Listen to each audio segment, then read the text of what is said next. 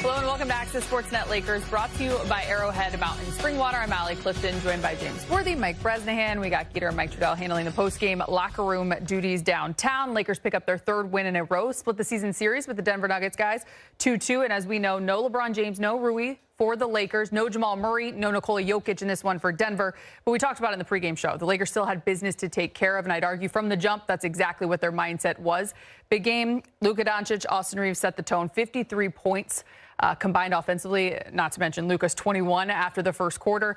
And then you look to a guy like Jordan Goodwin. The team had 13 steals. He set the tone defensively, had 4 of them in the first half alone. A great team win all around, plenty of things to look at. Yeah, you can tell when a team has really developed and really are connected. Denver without Murray and Jokic, you know they were going to be a dangerous team tonight. But we were without some players as well. LeBron out. And Rui out. And they were at home, and they set the tone. 2 leaders tonight, Luka and Reaves. Luka set the tone. Reaves is, he is an amazing player, the way he gets people involved. Then the others, Goodwin with the steals. I thought Vanderbilt, Dodo knocking down threes when they had to. Hayes really, involved. So they played as a unit, and the defense was amazing down the stretch. They were just not giving up easy buckets like they used to give up. So it was a good team win and some really good support from some, unfamiliar faces, particularly our bench. I think they must have had over 40 points or something tonight. So that's always a good sign that, team is playing well together against a good team. 39 bench points. Brez, I'm going to have you hold your thoughts because we are going to go back downtown really quick. Dorian Finney-Smith, he's with Mike Trudell. All right, Dodo, that's 9 straight wins at home. I want to say 16 of 17 in this building. What do you guys have going on with the Los Angeles folk here? The fans give us good energy. They always show up. And I'm just happy we got the win tonight, man. They had a couple guys out, but we seen what they did to Golden State, so we just wanted to come out here and handle business. You guys really got going early in this one. 9 made threes in the first quarter. Everybody was hitting. Luka doing a lot of the setting up. What did you see for you guys to get going like that? At first they was playing, they were switching 1 through 5. Luka got going. Then once they started trapping, other guys, people like me, AR, Gabe get shot. So it was a fun game. Happy we got the win. All right, your plus minus continues to skyrocket. I know you know that's something I keep track of, at least, Dodo. When you're on the court, how comfortable have you grown to be with this team on both sides of the court? I'm just trying to be an energy giver, man.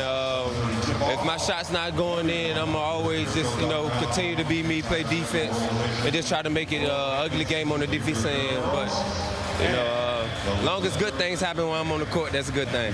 There you go. All right, last one for you. Back-to-back again tomorrow. I know that's been kind of what the deal is recently. What do you guys have to do to try to get a win against a good team in Milwaukee? First, we got to take care of our body, get some rest tonight.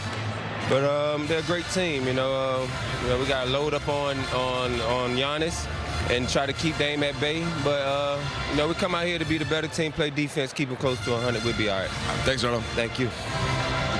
Great night for Dorian Finney-Smith. He finished with 14 on 5 of 7. You saw the numbers, 3 of 4, as you pointed out, knocking down the 3 ball. Your thoughts?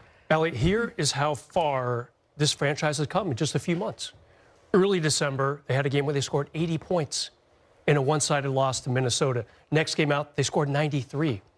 Tonight, through 3 quarters, they had 105 points. That's an amazing total. That's like an all-star game total. And the way this team played on offense tonight was just outstanding. LeBron and Rui, those 2 combined, that's about 40 points a game. Just watching from the sidelines. And yet still, James, they dominated offensively. And here's the important part, too. So they're tied 2-2, Lakers and Denver. Head-to-head. What's the next tiebreaker? In case they end up right there together in the standings. Conference record. Lakers now have a 3-game lead on Denver in the West Conference record. So, yeah, it's looking good for them. In case they face each other in the first round, second round, whatever round, it's looking pretty good for them. So as of right now, with 14 games to go, they are half a game behind Houston there for that 2 seed in the Western Conference. I do want to touch a little bit on the offense, and you talk about how things have changed. On our show last night, Big Game, the non-game day show that we had, Mike Trudell was sitting right here, and he said can be sometimes a Luka magic effect, if you will. And we do. We have to start with Luka because of how he came out in that first quarter. It was his 11th 20-point first quarter of his career. He had 21. I looked at you in the conference room and I said, Luka's line after the first quarter, 21 points, 3 rebounds, 3 assists, a block and a steal. Many NBA players would take that for an entire game. Exactly. Just for him to set the tone as he continues to do. And for him, it's unacceptable. He can get that so easily, I believe, and the way he manipulates the game. It's just amazing that how he does it. And he doesn't like try to outquick you. He uses his size and his strength to get to certain areas. And once he gets into that threat area, you have to respect him. You have to send help. You have to have eyes on him. And that's when he does his damage in finding open shots, the lobs to both Hayes and Koloko tonight. I think he gets more out of that than scoring himself, being able to find those lobs. So Luka, I mean, I haven't seen anybody like him. I mean, Magic didn't shoot the 3, didn't shoot as well, but I haven't seen anybody like this kid since like a Magic Johnson controls the game the way he does. The joy in which he plays with Brez, I know you're looking at it right now. 26 and younger in NBA history. This graphic we're looking at, Luka hit his 200th 30-point game as he finished with 31 tonight. You know what I see on that list? A bunch of all-stars, and that's exactly what he's on pace to be. What a gift for the Lakers to have gotten this kid. I mean, what a strong series of moves by the Laker front office. Starting a few days after Christmas, Dorian Finney-Smith comes in. D'Lo is out. Okay, so Dorian Finney-Smith, not the dynamic scorer that D'Lo is, but obviously turning into a nice corner three-point shooter, James. Love what he does defensively, obviously. And then, right before the trade deadline, the trade that shocked all of us. We all remember where we were when this happened. We didn't believe it. And it was real, very real. So real that Shams, who broke the story, had to tweet again. Yeah, everyone, it's true. This trade is happening. Luka Doncic is going to the Lakers. And what a pickup for them. What a way to uplift this franchise. They were in cruise control with LeBron and AD. They were doing just fine. But then you have this element, James. Yeah. And it's a different level so far. Yeah, I was on the 405 on the way home from work, and Geeter called me. And you know how Geeter is. He was animated.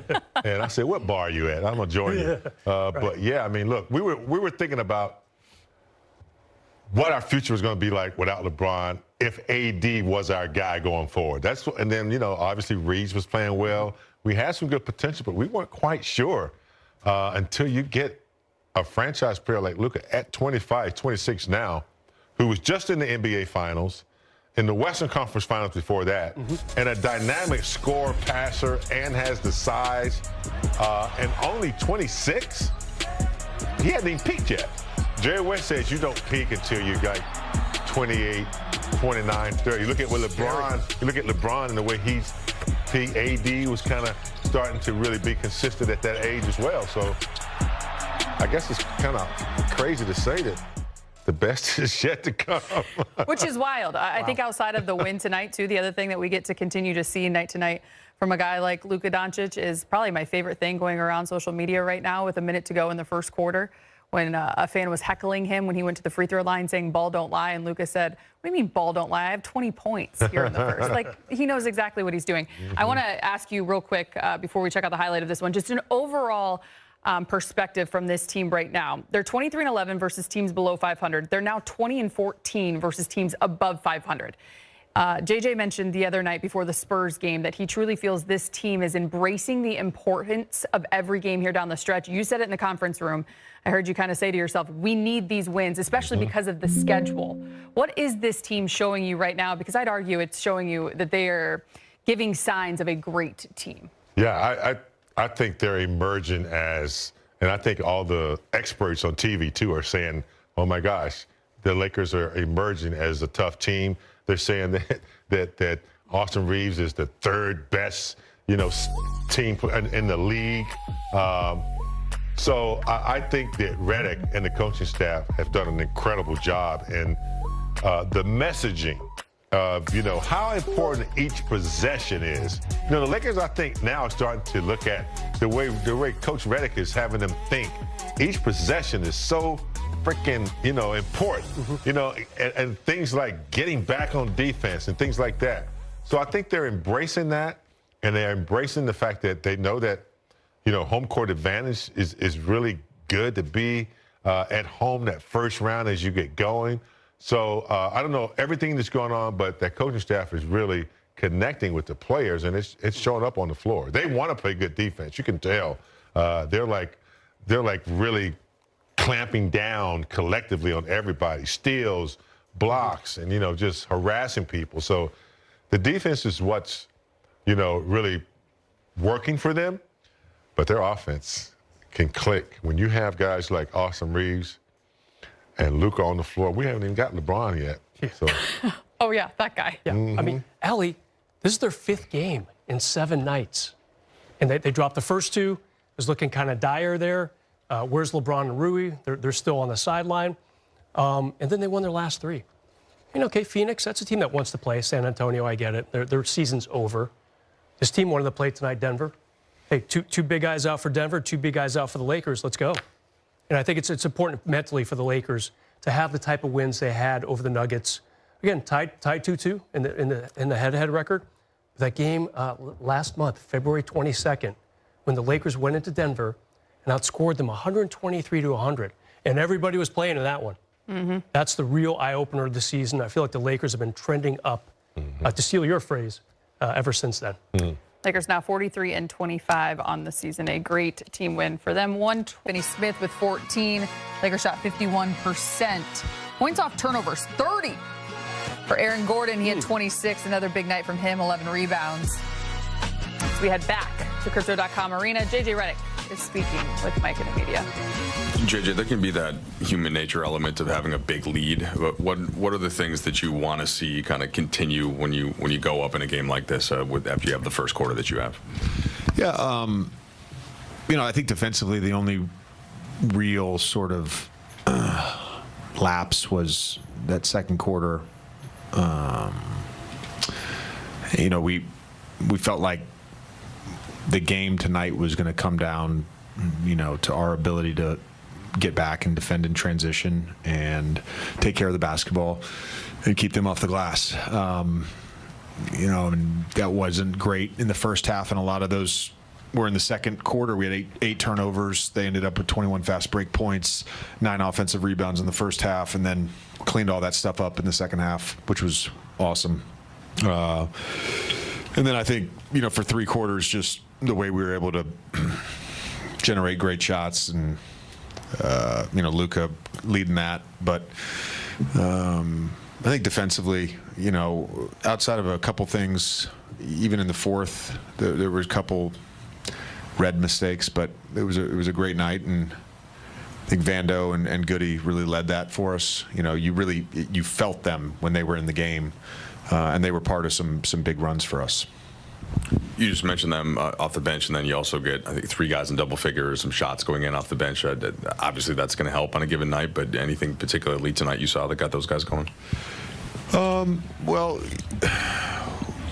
with Jokic out, we knew they were going to red everything, and then when that didn't work, we knew they were going to then fire, and had some turnovers out of that. But once you start going to the double teams, if we're able to move the ball and get in the blender and have the proper spacing, we're able to generate some good shots. And I thought Luka was really patient. Him starting the game aggressively against the Reds,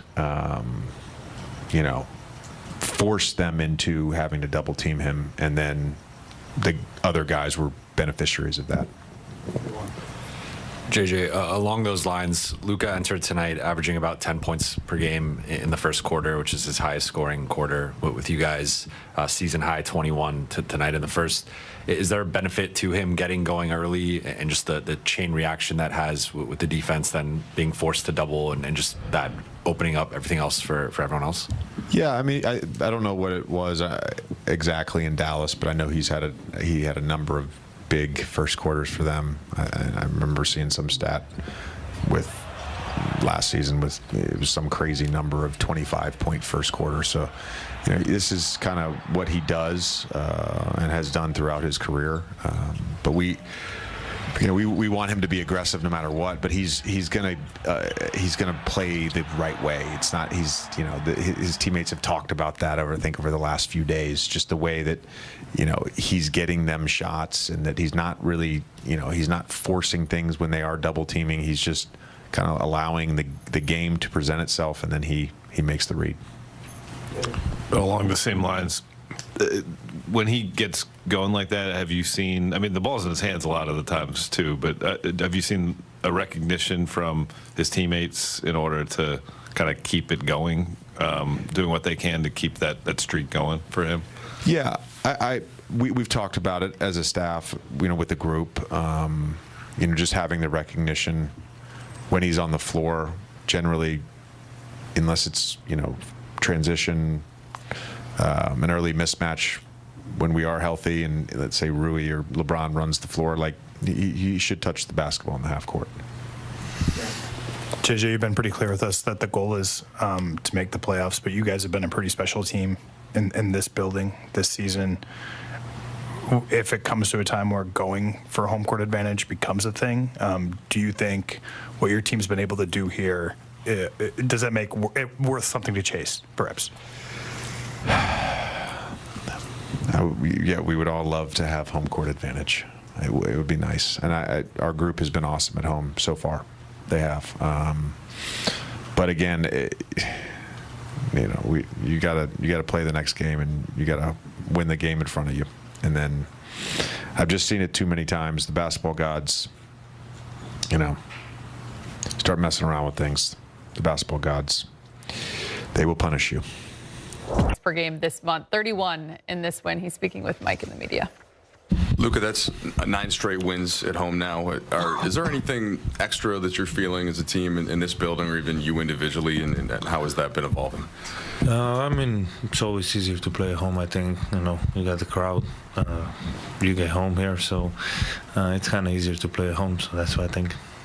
You've been clear about you're kind of just taking one game at a time. Is that a mentality that goes back to your youth, your dad, or basketball? Where did you get that kind of just not wanting to look too far ahead and think about the next game? Where did I get that? Honestly, I don't know. But it's just, as a team, as a player, you got to prepare for the next game, not thinking you got to prepare for what's next, not what's in the future. So, I mean, it's always been like that, so I don't know when it started. You were able to get, I think, 3 of your first 3 baskets tonight inside the arc. A lot of even with your recent 30-point scoring games, have been free throws and 3-point shooting. I guess, how did it feel for you to be able to find that rhythm or establish that rhythm inside the arc, and then, I guess, build it back out from there? Yeah, I mean, it's easier for me to start there, just driving the ball. I think when I drive the ball, it gets better for everybody in the court. So I wanted to start like that today. In that same spirit, when you are obviously using your drives to then set up your outside shots, do you use your scoring to set up your passing at all? Like JJ referenced that when you were in Dallas, you had many 20-point first quarters. Is that part of your kind of strategy? I mean, it's not strategy, it's just, what the defense give you. So at the first, they were just switching and let me go one-on-one. So I know at some point they're going to double. So just so that, I just got to say, just play out of that. Then we play 4-on-3. We've been doing that great, so that's the game. Luka, Mike mentioned the 9 straight here, and we've seen your interactions with the crowd and the fans. How has that built over your time here in a month plus, and how do you feed off of the crowd when you're hitting a big shot and they're going crazy, and just kind of that relationship? I mean, you just feel the energy in the crowd. Some crazy shots that I can hit. So when I hit one of those, I know the crowd goes crazy and just give energy. And I don't think just for me, so and for the whole team. Luka, živijo. JJ Redick te ni zamenjal v prvi četrtini, si mu ti kaj rekel, da ga mislim, da te ne zamenja glede na to, da si imel 20 točk, in kaj ta tekma pomeni glede na to, da si igral 3 četrtine na dolgi rok za ta težek ritem, ki je pred vami? Ja, ne, nič mu nisem rekel. On ve, ko mi gre dobro, mislim, vem, da me bo pustil not, tako da to sploh ni bilo vprašanje. Ampak super, tu je malo več počitka, da nisem igral četrte četrtine. Men top. Luka, you were, kind of hot from the start, really got the crowd going, the team going. What does it do for the team when you get off to a hot start like that and kind of build momentum from the beginning? I think it helps the team, especially when I was talking like the energy of the crowd. It was big in the first quarter already, so just for a reminder of the game, it helps everybody. Luka, why do you think this team has been so successful defensively since you've been here, and what role do you think you've been able to play in that? I think everybody's connected on defensive end. There's a lot of talk and a lot of communication, and then on the effort side, everybody's doing a lot. Hey, Luka, when you first arrived here, obviously the feeling was shock. Now, nearly 2 months later, what would you say is the main word that you feel being here? You said the main word?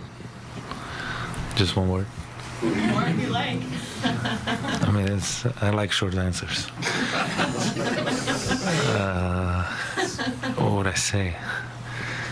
I mean, just feels like getting into a new home. Dallas was my home for seven years, almost 7 years. It really felt like home. So coming here, just trying to build a new home, and I'm getting more and more comfortable. Luka, mogoče eno out of the box vprašanje. Glede na to, da imamo domačo muziko za tvoje ogrevanje, na podlagi česa zbiraš komade? Je to neko trenutno razpoloženje ali kaj drugega? Ne, v bistvu jaz sploh ne zbiram. V bistvu jim že prej pošljem veliko komadov, pošljem kakšen radio, tako da tudi oni brskajo, da sami pesme. Oh, thanks. Thanks, Luka. Thank you. We've got some more fun stats regarding Luka Doncic. Check out this one.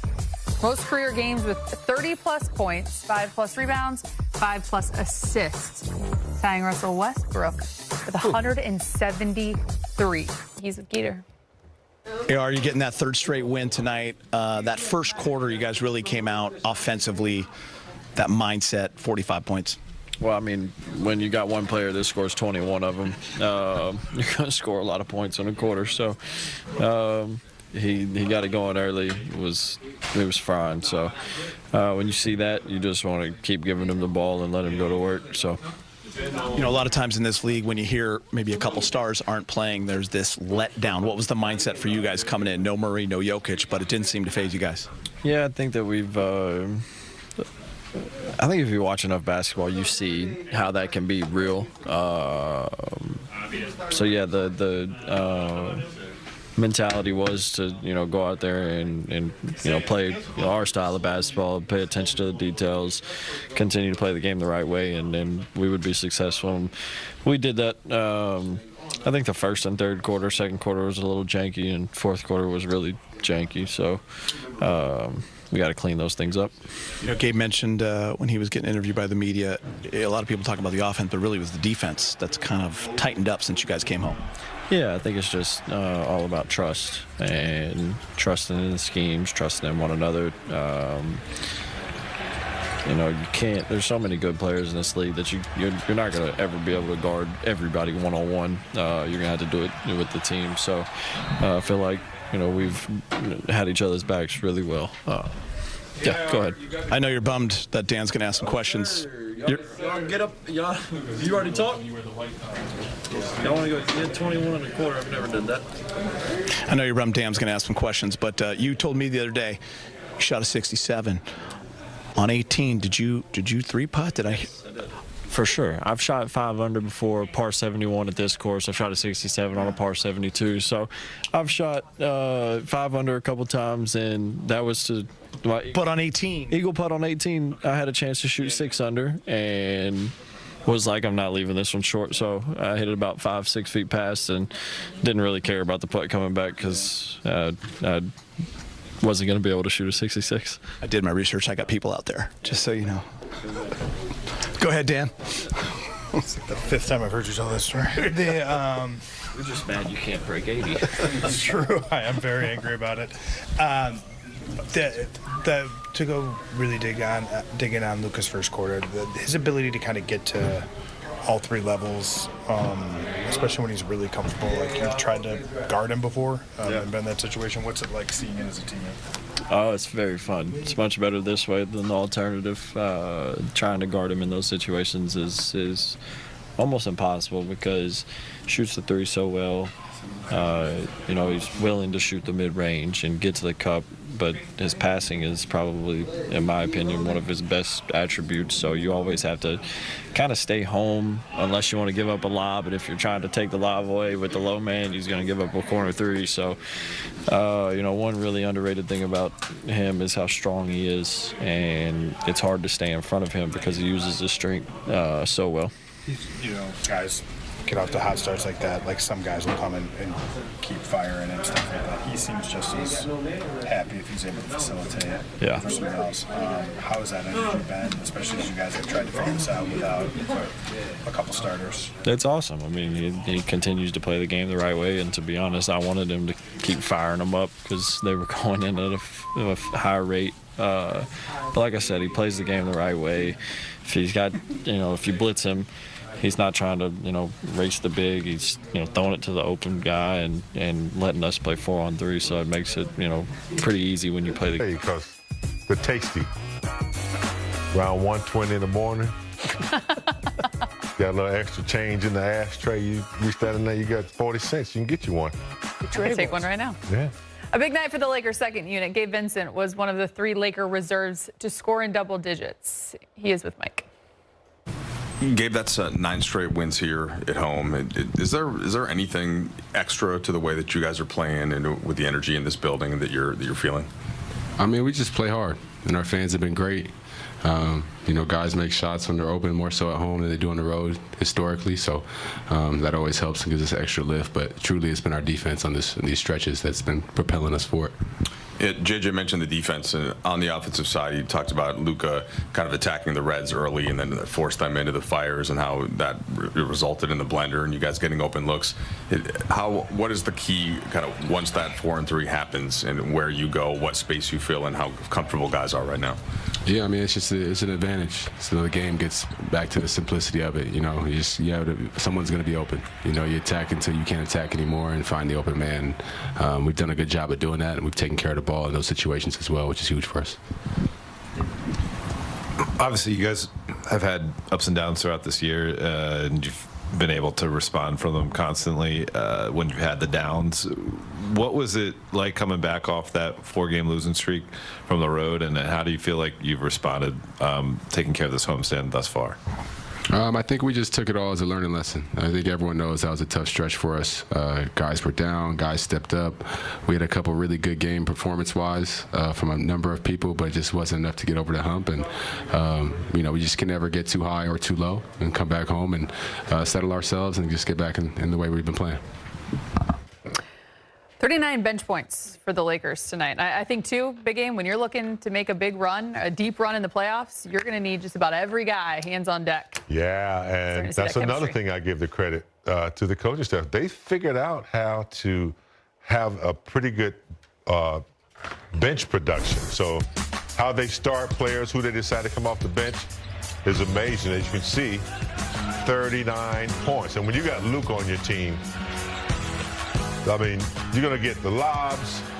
It's Galoko. Your Connect's going to get his. Pretty good team effort. It wasn't that long ago, they were like bottom 3 in the NBA in bench scoring. And James, Gabe Vincent, he's had a great couple months. Dorian Finney-Smith, when he's not, spot starting, pretty good effort off the bench. I just really like how those 2 guys in particular, energy in the offensive end, energy in the defensive end, because you need some bench punch. And they just didn't have it for the first maybe half the season. They've had a really nice turnaround, primarily because of those 2 guys. And, of course, our friend Jordan Goodwin, too, when they elevated him, started playing him more with the L.A. Lakers as opposed to the South Bay Lakers on that 2-way deal. That helped, too. Till Rui and LeBron had to sit out, though. I think they did have a good stretch where they could really get into a rhythm and groove and were healthy, and they've been able to just keep that going Yeah, they've been able to pick up the pieces, you know, with LeBron and Rui and without them. So yeah, I just think that that's all due to when everyone knows their role, everyone knows what the philosophy of the team is, you can pick up the pieces each night, regardless of who's in there. So they've been able to do that with two of their most important players out. But when you add Luka to that and Pistol Pete Reaves, you got some big time production. And you know what else I like, Allie, too, is I like the fact that Vanderbilt and Dodo, and I think now Goodwin, they get together before the game and they talk about what they need to do as tough dogs. So, and it shows